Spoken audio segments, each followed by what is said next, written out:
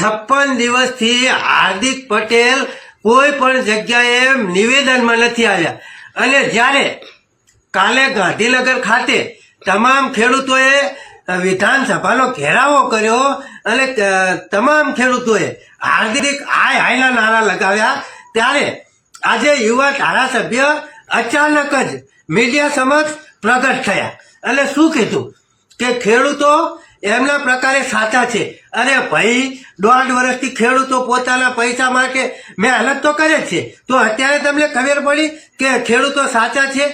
અને 56 દિવસથી પોતે મામલતદાર શ્રી સાહેબ જ આના ફરિયાદી બનેલા છે, તો 56 દિવસથી તમે ક્યાં હોઈ ગયા હતા? તમે 56 દિવસથી કેમ એક પણ નિવેદન ના આપ્યું?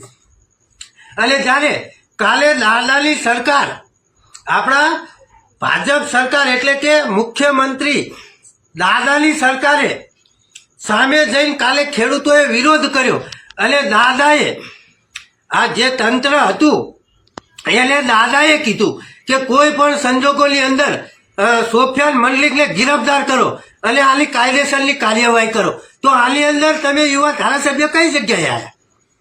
આજ દિવસ સુધી તમે ડોકાણા પણ નથી, ક્યાંય દેખાણા પણ નથી અને અત્યારે તમે એમ કહો છો ખેડૂત સાચા. તો તમારા લીધે કોઈ સોફિયાન મલિકને પકડવામાં આવ્યો નથી.